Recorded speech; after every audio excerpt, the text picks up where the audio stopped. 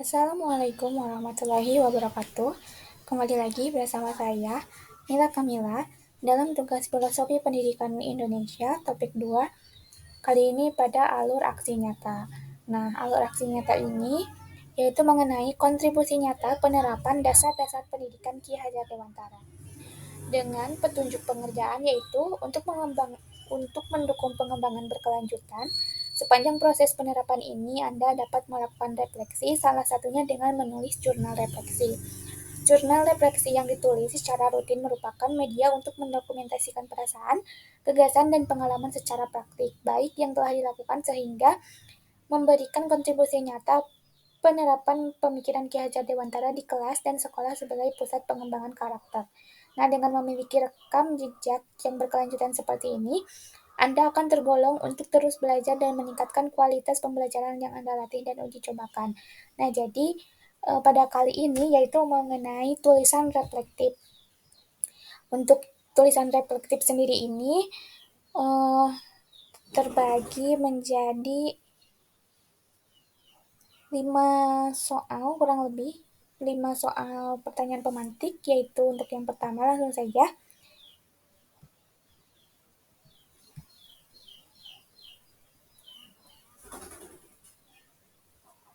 Yaitu mengenai perasaan selama melakukan perubahan di kelas. Nah, pada pelaksanaan PPL di SMA 3 Tasikmalaya, tepatnya pada hari Rabu, tanggal 17 Januari 2024, saya berkesempatan untuk mencoba mengisi kelas atau mengejar di kelas 10.2 untuk menggantikan guru yang seharusnya mengajar karena beliau memang sedang berhalangan hadir. Pembelajaran dimulai dengan membaca Al-Quran terlebih dahulu. Di 10 menit pertama pembelajaran dimulai dengan membaca Al-Quran sebagai implementasi dari pendidikan karakter yang merupakan salah satu dasar pemikiran Ki Hajar Dewantara. Kemudian selain membaca Al-Quran bersama-sama, kegiatan dilanjutkan dengan berdoa sebelum memulai pembelajaran, serta mendoakan teman-teman peserta didik yang sedang sakit. Saat itu, saya menyadari bahwa tugas guru sebagai seorang pendidik yang tidak hanya menyampaikan ilmu saja adalah benar adanya. Lebih dari itu, guru harus bisa untuk mendidik dan menuntun peserta didik untuk mengembangkan moral, spiritual, serta budi pekertinya agar peserta didik dapat berkembang menjadi pribadi yang lebih baik dan terhindar dari segala bentuk penyimpangan yang dapat merugikan diri maupun lingkungan sekitarnya. Selanjutnya, pembelajaran dilanjutkan dengan membagi peserta didik ke dalam kelompok-kelompok yang selanjutnya. Setiap kelompok diberikan permasalahan yang harus peserta didik selesaikan. Materi ajar pada saat itu adalah materi SPLDP, di mana peserta didik diberikan permasalahan yang harus diselesaikan dan peserta didik diberikan kebebasan untuk memilih metode penyelesaian yang akan digunakan. Dalam proses diskusi tersebut, sebagai guru, saya hanya berperan sebagai fasilitator dan mediator untuk membimbing dan memberikan tuntunan atau arahan jika peserta didik mengalami kesulitan. Hal ini sesuai dengan prinsip Ki Hajar Dewantara bahwa pembelajaran harus berpusat pada peserta didik sehingga peserta didik dapat mengalami suatu pembelajaran yang lebih bermakna. Selain itu, hal ini juga sesuai dengan prinsip bahwa guru berperan untuk mendukung peserta didik untuk bisa tumbuh dan berkembang sesuai dengan kodrat alam dan kodrat zamannya.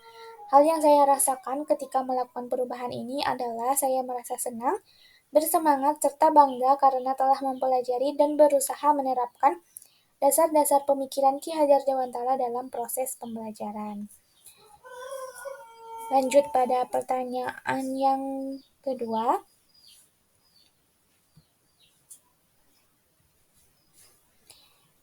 yaitu ide atau gagasan yang timbul sepanjang proses perubahan.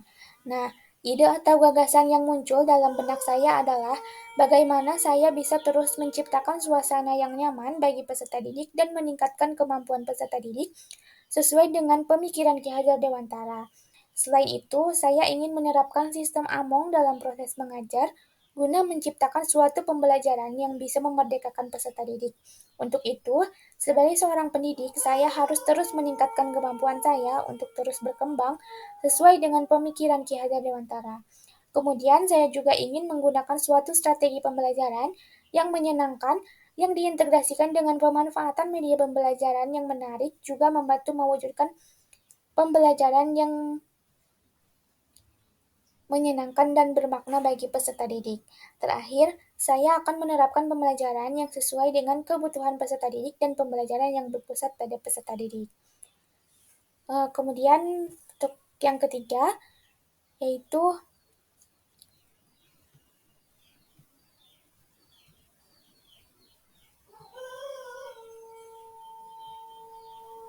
pembelajaran dan pengalaman dalam bentuk catatan praktik baik. Nah, selama mengikuti kegiatan PPL 1 sampai saat ini, pengalaman yang saya peroleh yaitu saya dapat mengamati secara langsung proses pembelajaran yang nyata dan sebenarnya terjadi di dalam kelas, mengamati dan mengenal karakter peserta didik yang beragam, berinteraksi dengan peserta didik tanpa adanya rekayasa. Hal tersebut menjadi suatu pengetahuan baru bagi saya yang selanjutnya dapat saya gunakan sebagai pertimbangan dalam merancang proses pembelajaran selanjutnya yang bermakna bagi peserta didik. Kemudian adapun seluruh rangkaian pelaksanaan yang dilakukan disertai dengan dokumentasi atau foto, yaitu foto yang pertama yaitu mengenai kegiatan membaca Al-Quran dan berdoa di 10 menit pertama pembelajaran sebagai usaha dari pengembangan karakter peserta didik. Kemudian foto yang kedua yaitu kegiatan belajar berkelompok sebagai bentuk dari pembelajaran yang berpusat pada peserta didik dan kebebasan bagi peserta didik untuk berdiskusi dan mencari sumber belajar seluas-luasnya.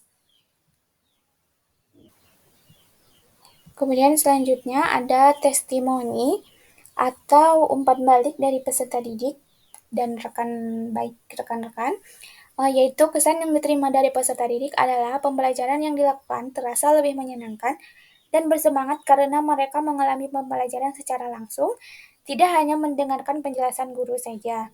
Selain itu, pemberian ice breaking dan permainan saat pembelajaran juga membuat peserta didik lebih termotivasi untuk mengikuti kegiatan pembelajaran. Sekian yang dapat saya sampaikan. Wassalamualaikum warahmatullahi wabarakatuh.